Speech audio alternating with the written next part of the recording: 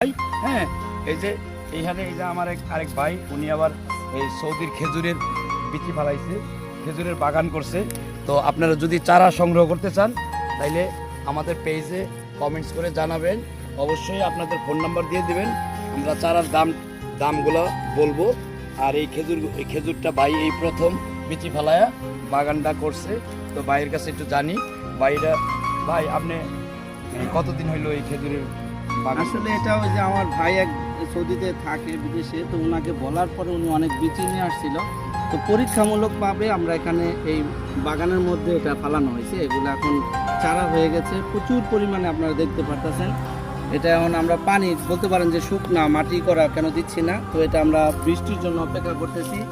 আলাদা পানি আমরা দিতে চাই না, যেহেতু এটা মরু অঞ্চলের গাছ।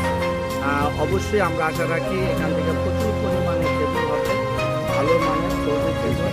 আমরা আপডেট আপনাদেরকে আবার জানাবো। আপনার অনুমতি ছাড়া আমি এই যে চারা বিক্রির যে বিজ্ঞাপন পাশাপাশি দিলাম, তো এখান থেকে চারা নিতে চাইলে কি চারা কিনে নিতে পারবে? হ্যাঁ, এমন আপাতত এরকম না, তারপরেও যদি ওনারা চা আগ্রহী হয় আপনারা আইসা সরাসরি দেখে নিয়ে যেতে পারেন। আর বাগানের মাটি সম্পর্কে, জৈব সারের ব্যাপারে, এইটা কোন জাতের খেজুর, এই চাষাবাদ সম্পর্কে কি মেসেজদের এই দর্শকদেরকে কিছু বলবেন?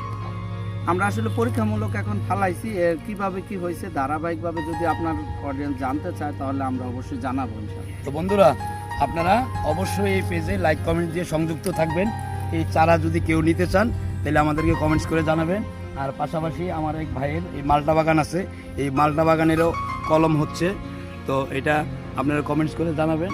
আমরা মালটার চারাও আপনাদের সংগ্রহ করব, আর খেজুরের চারাও আমরা আপনাদেরকে উপহার দেব ইনশাল্লাহ। আপনি আসসালামু আলাইকুম, সবাই কমেন্টস করে জানাবেন।